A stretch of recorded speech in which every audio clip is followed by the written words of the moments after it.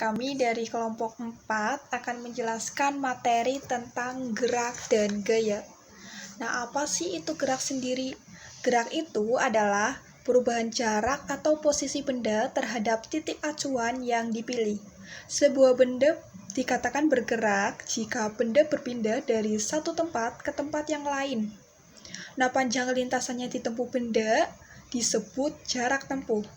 Sedangkan perpindahan itu adalah perpindahan posisi awal ke posisi akhir benda tersebut. Nah, untuk contohnya ada di ilustrasi di bawah ya.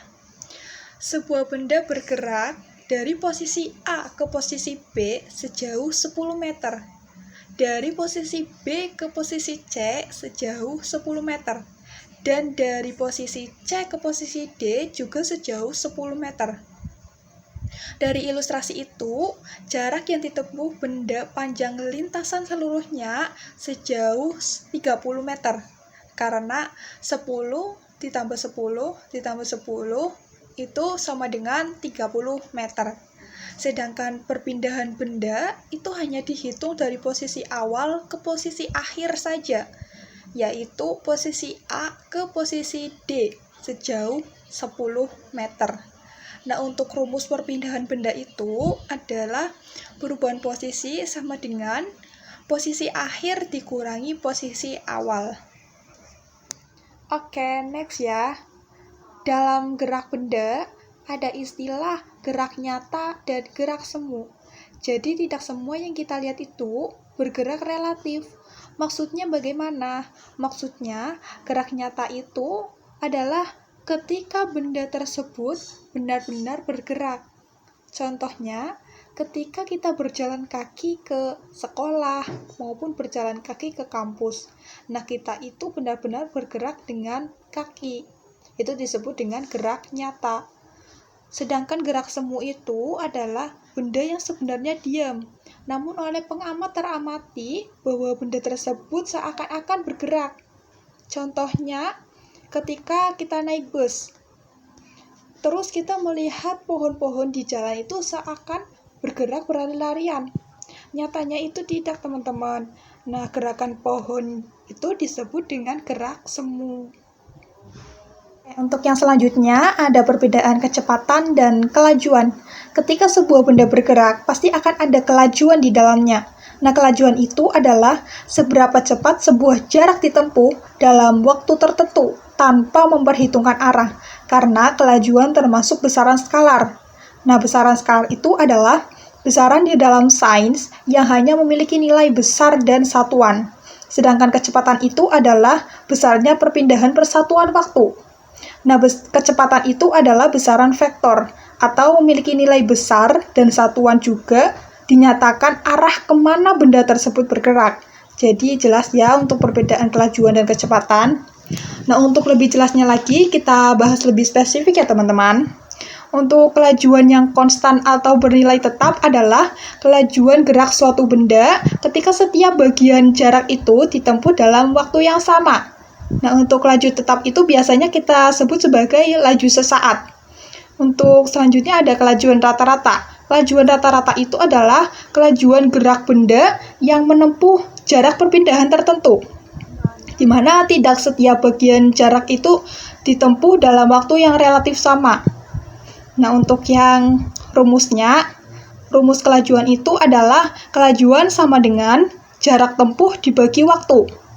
Untuk rumus kelajuan rata-rata itu adalah kelajuan rata-rata sama dengan jumlah jarak yang ditempuh dibagi jumlah waktu.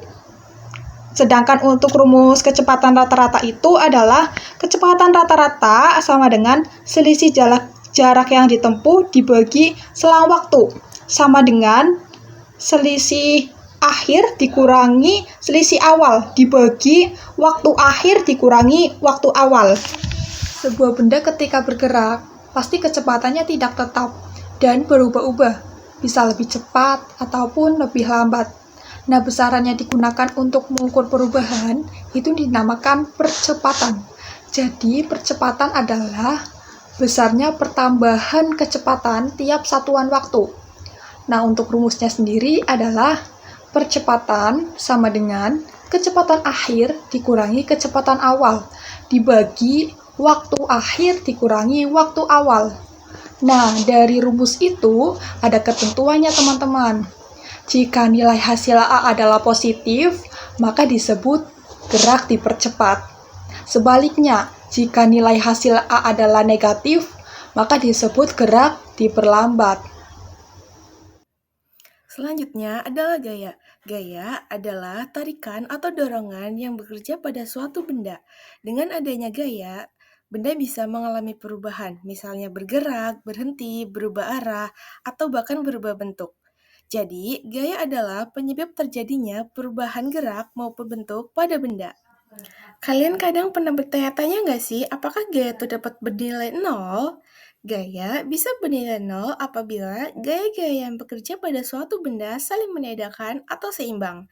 Misalnya, dua orang yang mendorong meja dari arah berlawanan dengan besar gaya yang sama akan menyebabkan meja tersebut tetap diam, karena kedua gaya tersebut seimbang.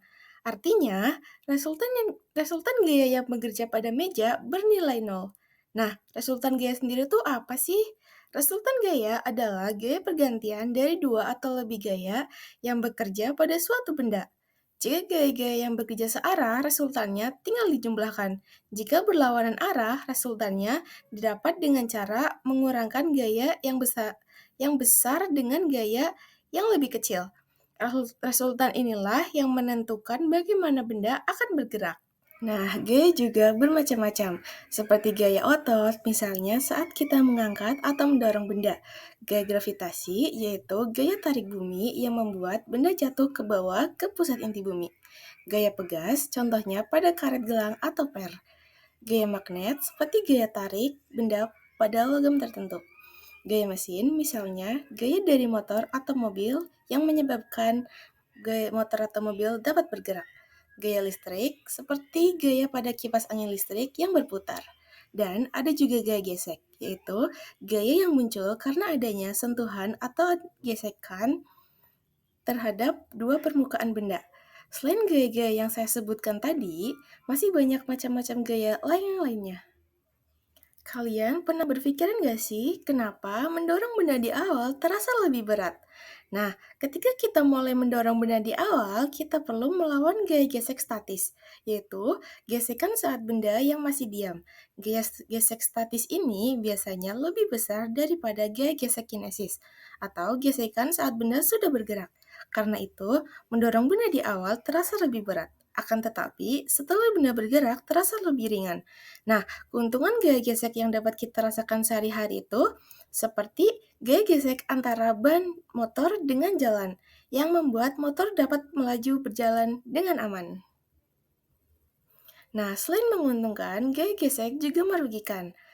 Contohnya, gesekan pada rantai atau gear sepeda motor yang menyebabkan keausan, sehingga perlu sering dilumasi atau diganti. Gesekan juga membuat mesin cepat panas, sehingga butuh pelumas agar tidak rusak. Selanjutnya, kita akan belajar tentang hukum Newton 1, 2, dan 3. Yang pertama, yaitu hukum Newton 1, yang menyatakan bahwa jika resultan gaya yang bekerja pada benda sama dengan 0, maka benda yang diam akan tetap diam, dan benda yang bergerak akan tetap bergerak lurus dengan beraturan. Contohnya, pada bola di lantai akan tetap diam jika tidak ada yang menendang, dan mobil yang melaju akan tetap bergerak lurus jika tidak ada gaya gesek atau hambatan. Selanjutnya, hukum Newton 2. Hukum Newton 2 ini menjelaskan hubungan antara gaya, massa, dan percepatan. Hukum 2 Newton berbunyi, percepatan sebuah benda sebanding dengan gaya yang bekerja padanya dan berbanding terbalik dengan massanya. Jadi, kesimpulannya, semakin besar gaya yang diberikan, maka besar juga percepatan yang dialami benda. Percepatan gaya tersebut juga dipengaruhi oleh massa benda. Jika massa benda semakin besar, maka percepatan benda semakin kecil. Hal inilah yang dimaksud dengan percepatan berbanding terbalik dengan massa benda. Dan yang ketiga, ada hukum 3 Newton. Hukum ini menyatakan bahwa setiap aksi selalu menimbulkan reaksi yang sama besar, tetapi berlawanan arah. Contohnya saat kita berenang, Gaya aksi dari tangan ke air akan mengakibatkan gaya aksi dari air ke tangan. Dengan besar gaya yang sama, namun arah gaya yang berlawanan, sehingga kita akan terdorong ke depan, meskipun tangan kita mengayun ke belakang. Karena massa air jauh lebih besar dari massa orang, maka percepatan yang dialami orang akan jauh lebih besar daripada percepatan yang dialami oleh air. Hal ini yang menyebabkan kita terus melaju ke depan. Sekian presentasi dari kami, kurang lebihnya mohon maaf dan dadah!